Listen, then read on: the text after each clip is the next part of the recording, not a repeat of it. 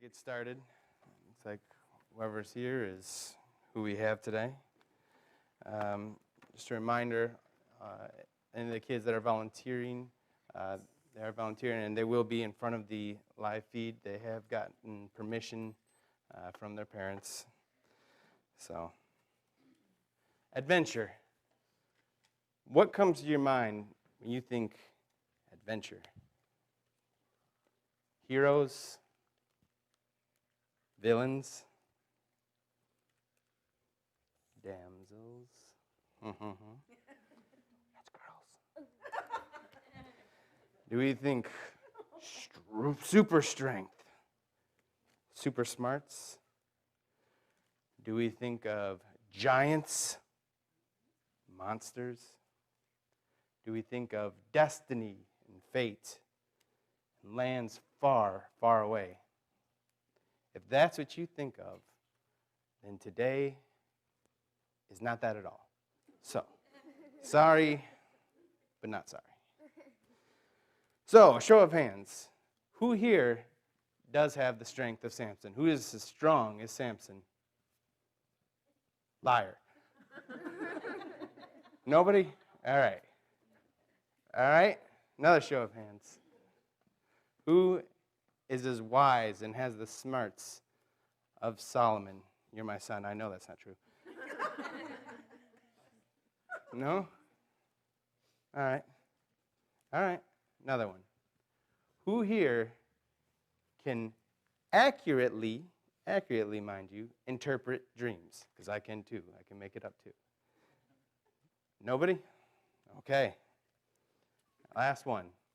How many of us here have royal blood coursing through their veins right now? I'll buy it.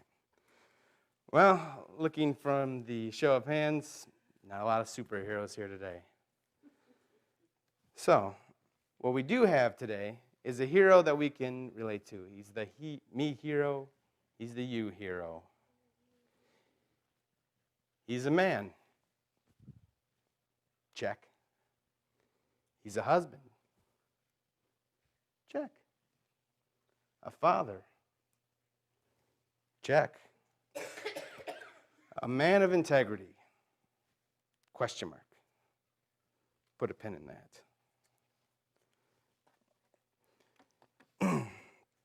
We find this man in the land of Uz. Uz, not Oz. Nice try. Different story for a different day and a different crowd. There is no yellow brick road and there are no munchkins here. He goes by the name of Job. We have the handout. That's Job, not Job, young readers. I know it looks like that, but it is Job. Are you ready? Are you ready to go? Here we go. We're off to see the Job. So, Job 1:1. In the land of Uz, there lived a man named Job. This man was blameless and upright. He feared God and shunned evil. He feared God. He was a good man. In Job 1:2-3, we can read that he's a father of 10 children. He has 7,000 sheep. What do we use sheep for? Who knows? Preferably children? Yes, Julia. Clothes. We use the wool on their back for clothes. What else? Blankets. Clothes, blankets, yep. Clothing. Yeah. Sacrificing, that's great. Sacrificing, we use their food. He's got 7,000. He has that many. He can make tons and tons of food, of clothes, of blankets. He has 3,000 camels. What do you think camels are used for around this time? What do you think? Riding. Yep, it is the desert. They're able to go around. So they didn't have cars back then, so yes, they get around.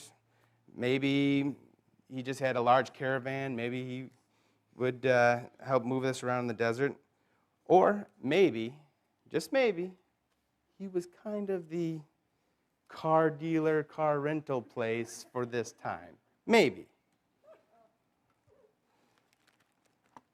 He has 500 yoke of oxen. Anybody know what a yoke of oxen or a yoke is? No? You do? No? All right. A yoke is a wooden piece that fits over the neck of two animals or one, and it's attached to a plow or a cart that they need to pull. So there's a really good chance with this that he has a big farm, because this yoke of oxen would be like some giant tractors, and he had a lot of them. He has 500 donkeys. What do you think these donkeys are used for? Asa. Work? Yep. They're called pack animals. You can load them up. So essentially, he has these pack donkeys. So maybe for around this time, maybe, we could think he's got 500 cargo vans, 500 trucks. So now he has tons of wool. He has tons of food. He has tractors to plow fields. And he has camels for caravans. And he has cargo vans or trucks to move it. And he has many, many, many servants. So he has lots of help. He truly was the greatest man among his people in the East. Now, we're going to get into verse 6. So Job 1, verse 6. And we're going to start using our imaginations, okay? Ready? So we've been looking at Job. Just this man of commerce, this just regular kind of guy. But now we're taking a peek behind the curtain. And we get to see what's going on. So let's imagine heaven. Imagine, think. Oh, man. Can you see it? Can you see it in your mind's eye? Well, in Revelation 21, it is described to have streets of gold, or a main street of gold. The city itself is made of pure gold, so pure, so refined, that it's clear as glass. We look at gold and we see the yellow or the gold, but it's so pure and refined. It's clear as glass. Its walls around the city are made of jasper. Does anybody know what jasper looks like? I did not. So I had to look it up. But most scholars agree that this color stone was also worn around the priest's breastplates in Exodus, or the breastplate in Exodus, and it may have been green. They also assigned the same stone and color to the walls described here. But some of the stones are actually red. So you can imagine this wall, whether it's green or red, or green and red. The foundation is covered with every kind of jewel. The first is jasper. That's the green jasper stone. It's kind of plain, but I'm sure it's beautiful in heaven. Here's the red jasper stone. Again, there's multiple pictures of them mixed as well, and they can be beautiful, beautiful stones. And then there's sapphire. This is a very pretty stone. This is a common stone now. A lot of people, maybe some moms here, have a sapphire stone. I know my mom does. Yeah, love that. Then agate. Obviously, it's set in a piece, so it is used. It's not something I'm too familiar with. It can be pretty. Emerald, another, beautiful. That dark green, the Emerald City from Oz. Beautiful green. Again, it's used today. It's been used in royalty. Onyx, Here's more of an ore or more of a core one, but you can sometimes see these in like the mineral shops. They'll be nice and shiny black. I forgot a slide, and that's on me, but the next one is ruby. And if you don't know what a ruby looks like, it looks like a red emerald in a sense, where it's usually cut the same way a lot of the times, or it's a beautiful red stone. Then there's carnelian. It has different wave patterns in it. Can't really see it so well, but I mean this particular one is a bit of more of an orange hue. Chrysolite. Again, we can't see it as well here, but boy, on the picture, it is a vibrant green, beautiful green that just shines. Beryl. Again, with beryl, with carnelian, with a lot of these, there are different colors. These are just the common ones, just to have an idea what might be in the wall. Topaz. I know Judy, yeah, I see you looking at it too. That beautiful blue topaz ring. That's what I think of when I think of topaz, is that ring right there. The 10th, cryopase. Some other versions also will call this turquoise. Jacinth, not familiar with this one. It's kind of a red one, and it's kind of in a raw form right here. I'm sure it's a lot nicer when it's refined. And the last, and my personal favorite, is amethyst, this beautiful purple. And the city had 12 gates, and each gate was made of an individual pearl. Think how amazing that is. These are big pearls, but still, each gate, 12 gates, made of one pearl. That is amazing. Can you see it? Can you see heaven? Can you imagine how beautiful it is? All that beauty, but beyond that, it's filled with God's glory. It shines. There's no need for sun, no need for moon, because it is bright due to God's glory. So, Job 1, verse 6. Now there was a day when the sons of God, the angels, came to present themselves before the Lord, and Satan also came among them. What? Satan? Isn't he the bad guy? He's in heaven? Is this an act of war? Is he storming the gates? Is he coming through? No. He was welcomed into heaven. And he was welcomed into heaven because he is absolutely 100% zero threat to God.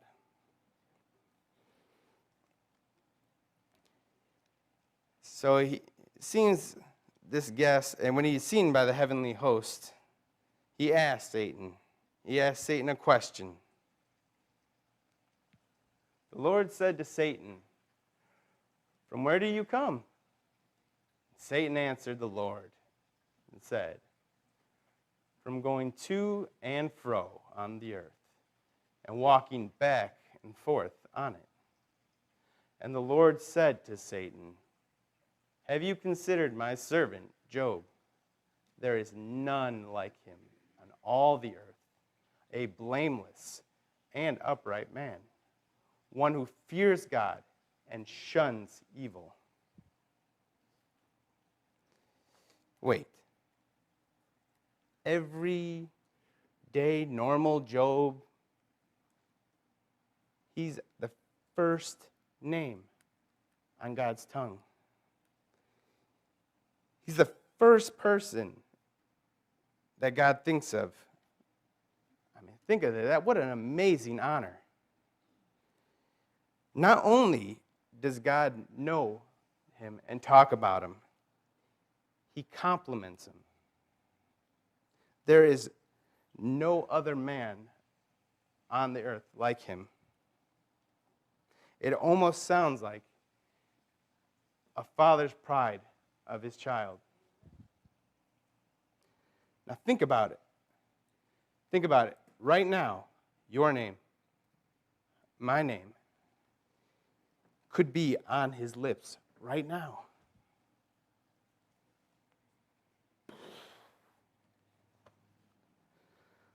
So, God turns Satan's attention to Job. Verse 9. Satan answered, "Does Job fear God for nothing? Have you not made a hedge around him, around his household, and around all that he has on every side?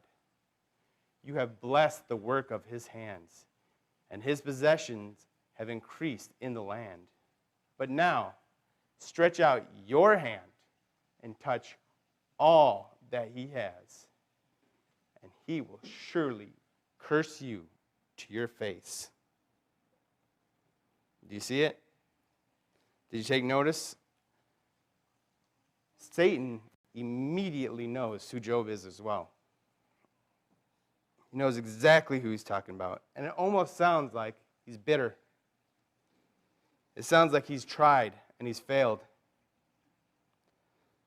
And of course, Satan, a master of deceit, doesn't believe that anyone could be genuinely good. Anybody could genuinely love God. So he blames Job's character and goodness and faith on his circumstance. Of course he loves you. You've made his life so easy. But God does not comply with Satan's suggestion of taking everything away. Instead, he sets parameters. He sets boundaries. Like a master of a dog who puts the dog on a leash, God tells Satan exactly how far and how much Satan is allowed to affect Job. So God says to Satan that he could touch everything in Job's possession, but not his body. Do you see this interaction? This sneak peek behind the scenes, we can see how weak the devil really is. You can see the power that he has. The power that he has over us is what we give him. So he must be salivating at this opportunity to get at Job. Because if Satan can claim Job, the greatest man living, what a prize. What a trophy. This is the way he can stick it to God. So we're back to everyday, normal Job, minding his own business without being aware of what's about to happen.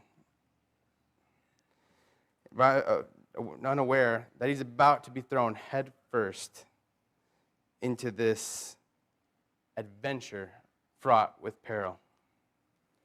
Dun, dun, dun. But why? Why Job? Because he believed in God, and that's it. He had faith. So buckle up. You might feel like a nobody. You might feel like, I'm just X. But if you live for Christ, your life is guaranteed to be an adventure. So, Job is the hero, obviously. So God must give him some amazing powers to combat this, to combat the devil. Wrong. So now we're in Job 1, verses 13, and we're going on through 22. One day, when Job's sons and daughters were feasting and drinking wine at the oldest brother's house, a messenger came to Job and said, "The oxen were plowing and the donkeys were feeding, and the enemies attacked and took all of the animals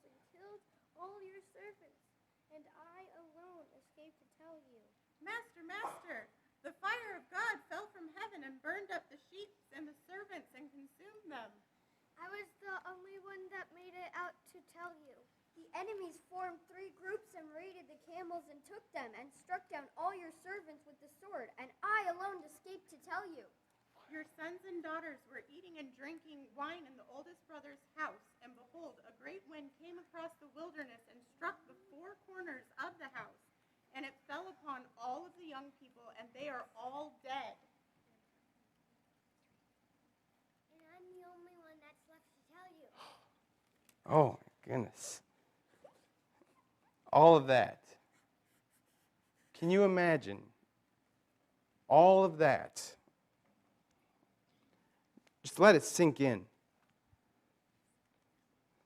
It all happened at once. Wave after wave. It's so ridiculous how much bad news came in all at once. It's almost something out of a satire comedy. We think 2020 has been a bad year, but this takes the cake. But what was Job's response? He hit his knees and worships.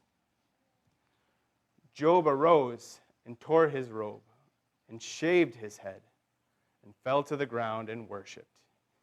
He said, "Naked I came from my mother's womb, and naked shall I return there.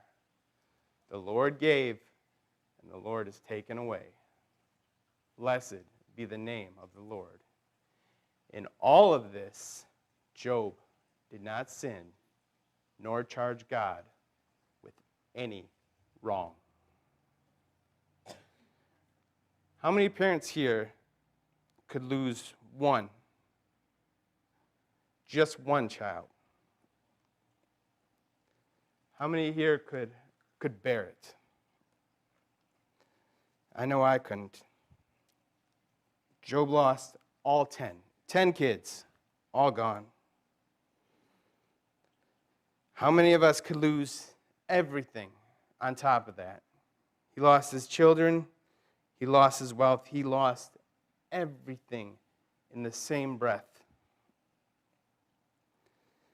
How could we lose this and still pour out these kinds of words from our lips? And yet, Job did not sin or charge God with wrong.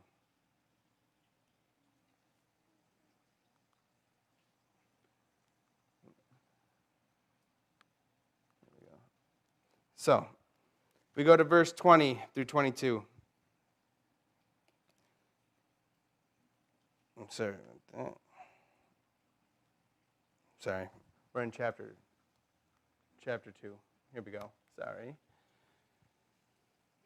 So we see the same scene starting at chapter 2, that we're back into heaven. We're back behind the veil.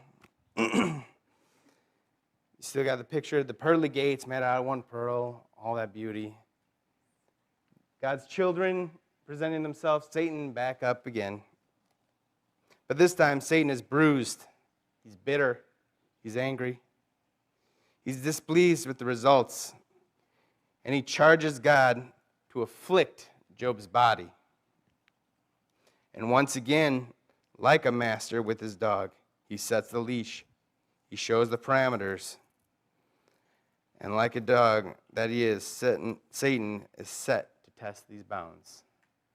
Please take note, though, every time Satan charges God to do this, and God refuses, God afflicts nothing upon Job. He sets parameters that the devil can, but God does none of this. So, after he gives him these parameters, where he can touch his body, but he cannot take his life. So Satan went out from the presence of the Lord. He's got to be excited now. And he struck Job with loathsome sores. And from the soles of his feet to the crown of his head. And he took a piece of broken pottery in which to scrape himself while he sat in ashes. Ugh. when we moved up here from Tennessee, I got hand, foot, and mouth, which is typically a kid's thing. And it's not bad as a kid, but as an adult, it is awful. I will tell you, I had blisters on the palms of my hand, and I had them on the soles of my feet. So bad that I had to wear flip-flops, and if you know me, I don't like flip-flops. I don't like feet. But it was so painful to walk and to grasp. And I had it for 4 days. 4 days and it cleared up. But that was just the soles of my feet and the palms of my hand. He had it from the soles of his feet to the crown of his head. So he has these sores, these oozing, stinky, pus-filled sores, head to toe. What a sad sight.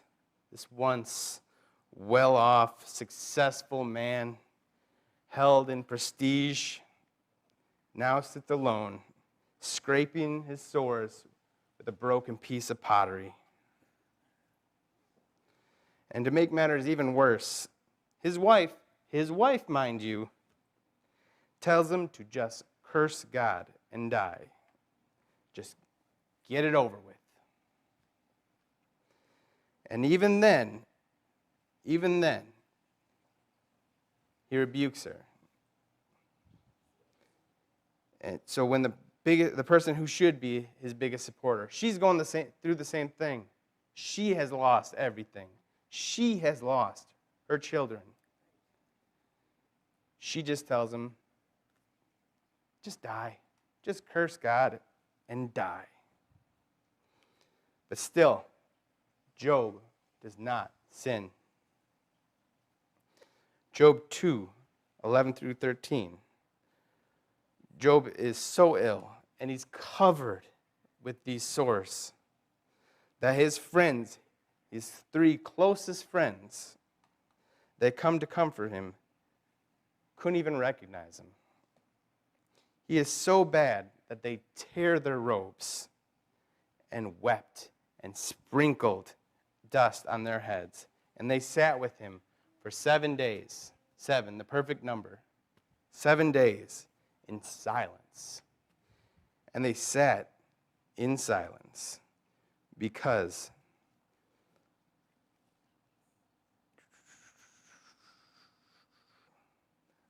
of how great his suffering was.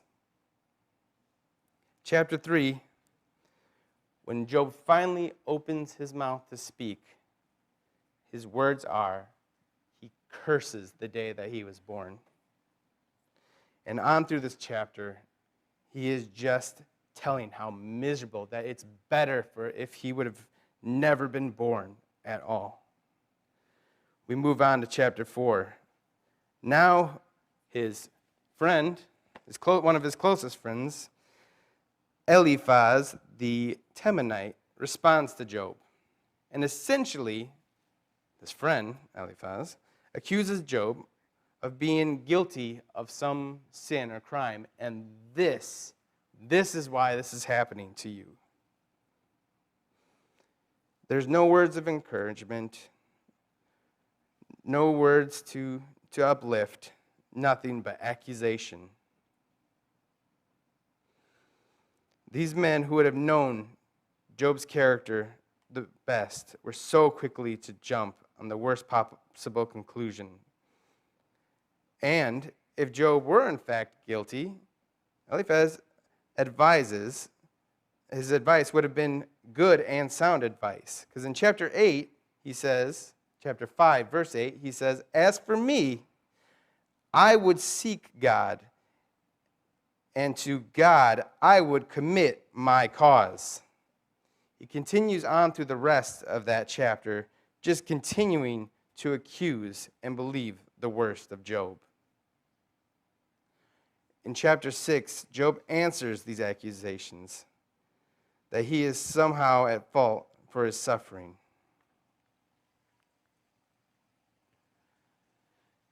He says, Oh, that my vexation were weighed, and all my calamity laid in the balances. For then it would be heavier than the sand of the sea. Therefore my words have been rash. For the arrows of the Almighty are in me. My spirit drinks their poison, and the terrors of God are arrayed against me. Does the wild donkey bray when he has grass, or the ox low over his fodder? So I had to look it up, and essentially this donkey and this ox, he's saying the donkey has food. Why would he be upset? The ox has food. He has reason for this. He has reason to lament. He has a reason for this unhappiness. That is why he is doing this. So when things are going well, you don't act like you're in anguish. He's not doing this for attention. So Job continues to talk to his friends about the depth of his suffering. When I say my bed will comfort me, my couch will ease my complaint, then you scare me with dreams and terrify me with visions. Job 7:13 and 14. Now, I never knew this. I've read Job many times, and in fact, this is one of my favorite stories, but for some reason, I never picked up on this before. He is haunted in his sleep. He cannot even get rest. How many of us, when we're sick, we're depressed, sad, stressed, we just want to crawl into bed, just go to sleep, just a mild, minor reprieve for a little bit. Job doesn't even get that. He cannot get a full night's rest because he is haunted. He is scared with dreams and terrifying visions. So Job's other friends join in. Remember, there are 3 of them.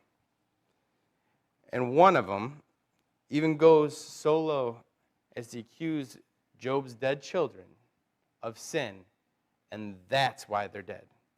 They sinned, so that's why God judged them, and that's why they're dead. Can you imagine? Your friend, your closest friends, and they continue to hurl insults not only at you, but now they're berating your dead children's name. Talk about insult to injury.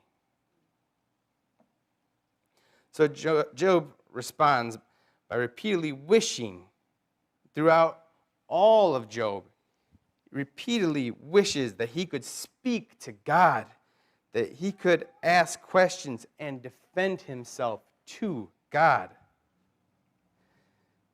His friends take turn accusing him continually, back and forth.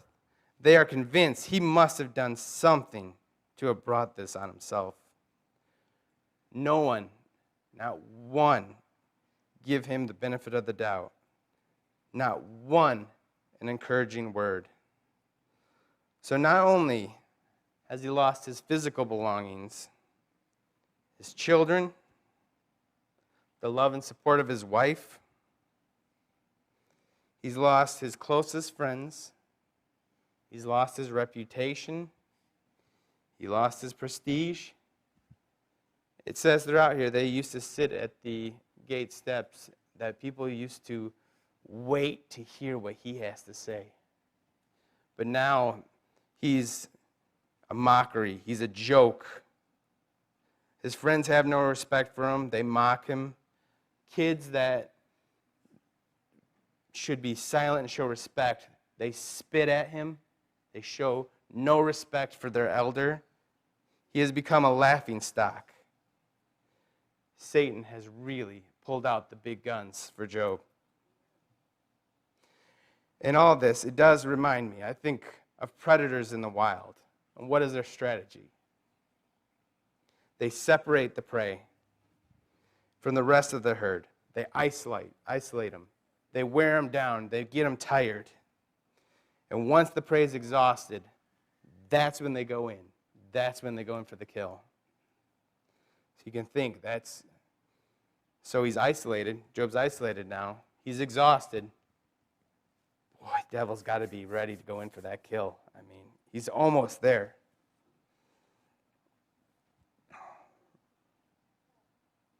But again, we see his character. Job knows that his friends' opinions of him and their wisdom, because they too were considered wise men as well as he was in his time of prestige, are not what matters. He tells them that he only seeks God's wisdom and that only God's opinion matters. In chapters 13 and verse 5, Job is reaching his limit. He's actually warning his friends, not for his sake, but for theirs. He tells them that they would be wise to be quiet. It continues and continues. They accuse, and he holds fast. He denies.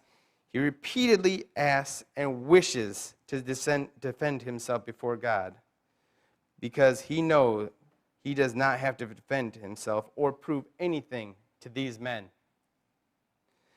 It is God that matters, and it's God that he wishes to speak to.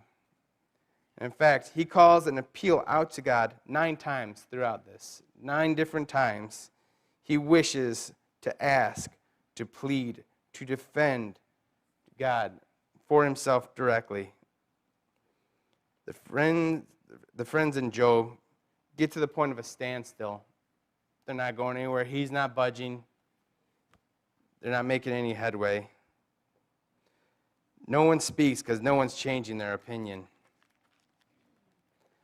After all this back and forth, God responds to Job. He speaks to him directly through a storm. And all this happens in chapter 38 through 39. Now, I particularly love and has become, as a parent, that I like it more and more. But just the strength of this. Brace yourself like a man. I will question you, and you will answer me. I love this because it makes me think of questioning my own children. This is Job getting what he wants. He asked to deal with God directly, and now he is. But God's not going to answer Job's question. In fact, God turns around and gives questions for Job to answer. Now, obviously, God's questions are all rhetorical.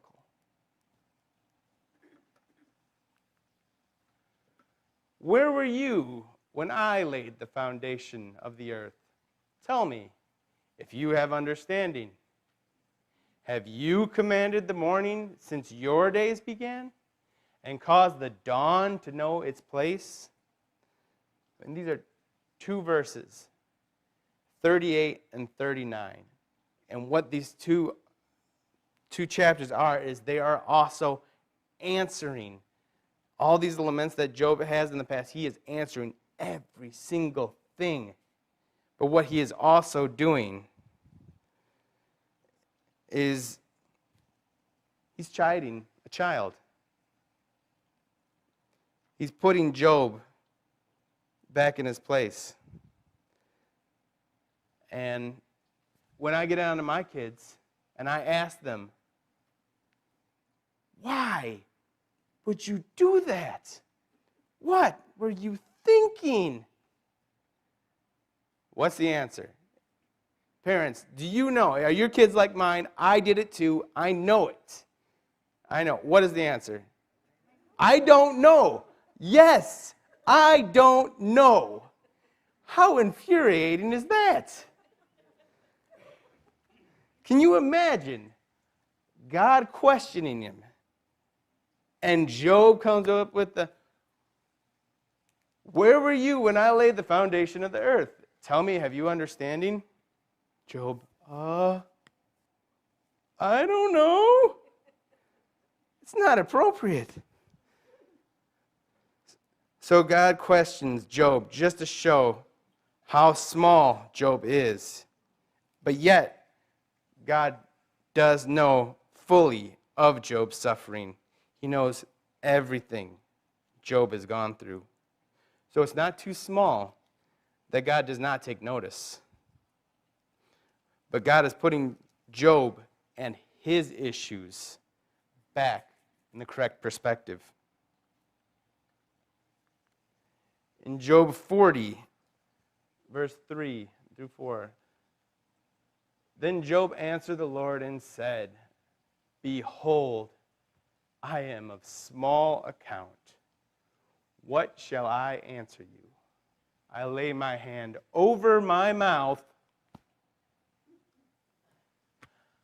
I know that you can do all things, and that no purpose of yours can be thwarted. Therefore, I have uttered what I do not understand, things too wonderful for me, which I did not know. I repent in dust and ashes. So he takes this chiding, and he responds, not, I don't know. He repents. He has the right answer. And he learns his place. So in Job 42, 7 through 9, we see now all of this is done. And in fact, God vindicates Job.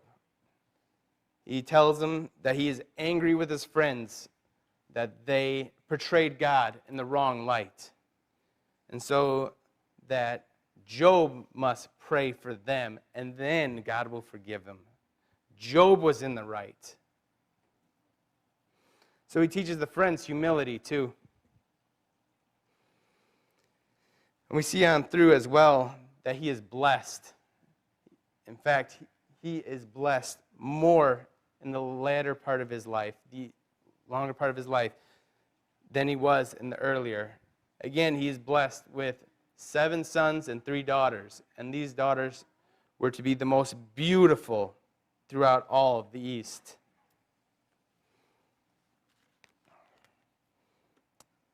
So it was an adventure, huh? Perhaps not the one you were expecting, but an adventure nonetheless. Did you find it exciting? Is that the adventure you want to go on? Remember, this all started because Job was an upright man who feared God. And all throughout this, we hear integrity. Job and his integrity. Give up your integrity, curse God, and die. My integrity is at stake here. In fact, integrity is used in Hebrew 30 times throughout the Bible. The word in the New King James Version is 22 times. But referring to an individual, a singular individual, is the most here. So, what is integrity? Well, Webster's dictionary defines it as a firm adherence to a code, especially moral and aesthetic values. Okay, so what's the code? Well, for us here, for those streaming, the code is Christ, which is why we are Christians. All right, we're going to do a little object lesson time, perhaps to help the children understand, perhaps to help others to understand. Archer, you going to be my helper?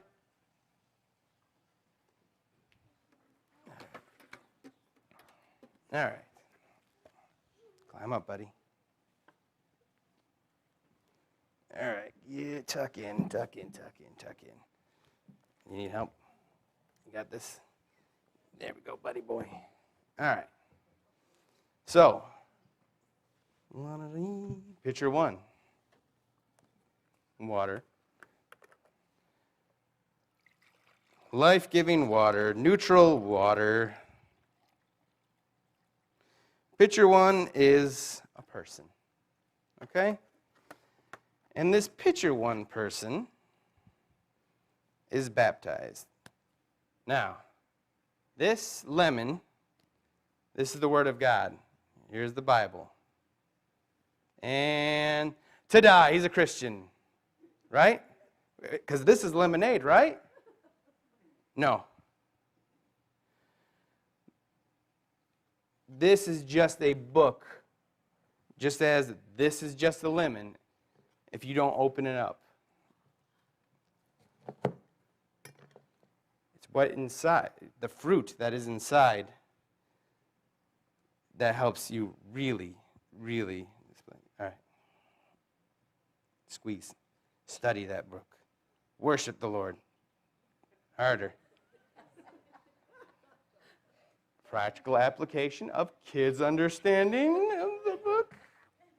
Okay. All right. And adults.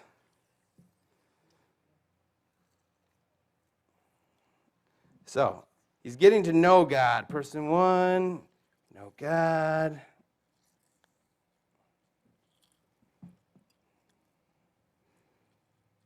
There we go.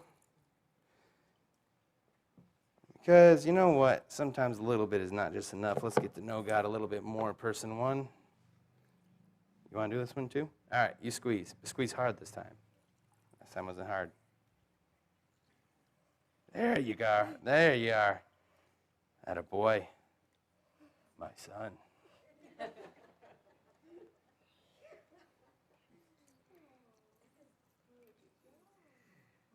All right.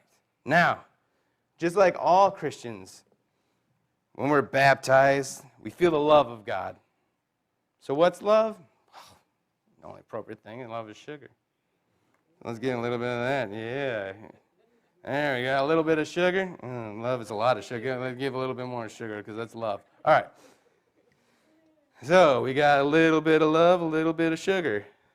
But as time goes, the momentum slows down. This person starts to lose focus. They stall out. And just like Job's friends can only look at the punishment of God, the judgments, the thou shalt nots, if you will. They only see the negative sides of the Bible. When these thoughts take hold of this individual,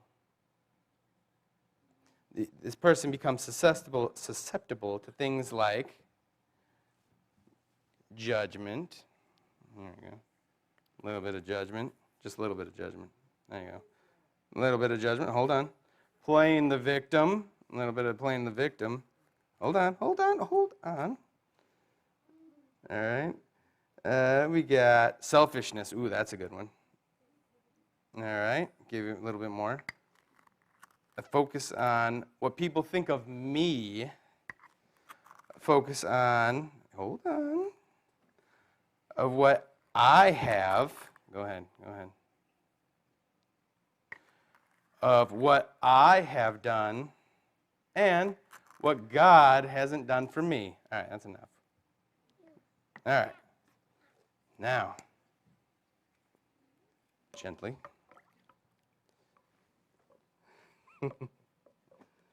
Now, this person can still claim to know God. I mean, we got all of the makings. But, Bane, can you come here for a second? All right, get that out. All right, hold on, put that down, son. All right, now take a drink, but look this way, okay? Take a drink. There you go. That is the face. That is the face you will be showing. You want a sip?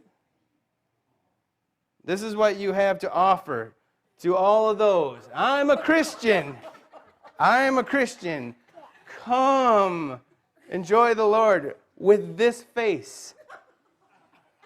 What you put in, you pour out. It's just as Ralph Walker just said, it looks like you've been weaned on a pickle. How can we call others to Christ when this is what's coming from us? If you're happy and you know it, tell your face. You can stir it all you want, but what you put in is what you pour out. Now, picture 2. Made of the same thing. Life-giving water, neutrality,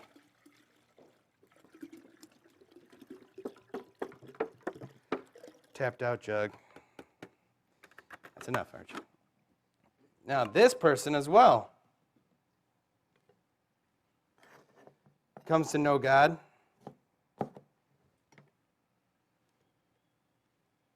There you go. There you go. Good squeezes. Boy, he really knows God. You are really helping this person. And me. All right. It's only fair, right? Because everybody gets the same advantage. What are you even talking about? Well, they do. All right. Now, this person, though, focuses on love.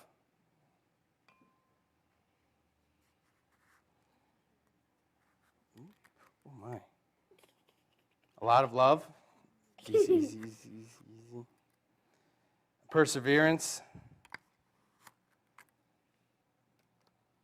The law. Oh, my. Easy, son.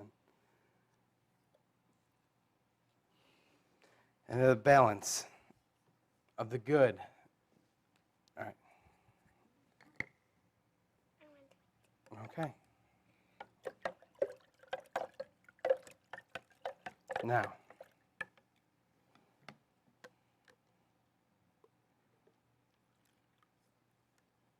take a sip of this one. Not enough sugar? Well, there should be more sugar, but for a young... It's kind of like water. Okay. I think we put up too much sugar. Okay. All right. Thanks, buddy. Oh, careful. You can afterward. I know. So we don't know what the rest of 2020 holds for us. We don't know the future. We don't know what might be lost. We don't know what might be taken. Things like freedom of speech, freedom to gather, and that is what is going right now. You can see that there are those out there right now trying to take it, or our freedom to worship. But we can definitely see that there are those that want to take it. We don't know the loved ones we might lose to this pandemic. We don't even truly know the current severity of the pandemic. Whatever is potentially lost, we must remember it was never truly ours to begin with. Everything we have is given to us by the Creator. Just like Job, everything we know, everything we are used to the point of taking for granted, everything can be taken away. We cannot give in to fear. We cannot attack each other and become divided over man-made agendas and narratives. We need to be careful using the word against fellow Christians to push these man-made arguments amongst ourselves. Especially, we need to use each other as stepping stones and never become each other's stumbling blocks. Another definition of integrity is the state of wholeness or being undivided. We need to stand firm and whole as an individual Christian, and we need to stand united as a whole body of Christ. The government, the pandemic, and our cancel culture, Satan himself can take all of these things, but we, just like Job, need to stand in our integrity. They cannot take that from us. That is only something that we can give up.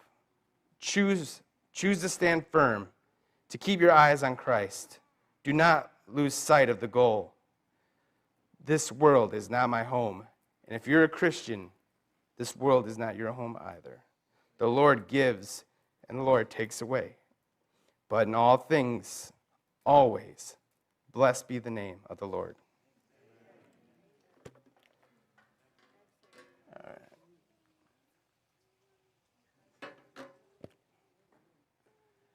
I know I went over a bit, which in all my practices that didn't happen. So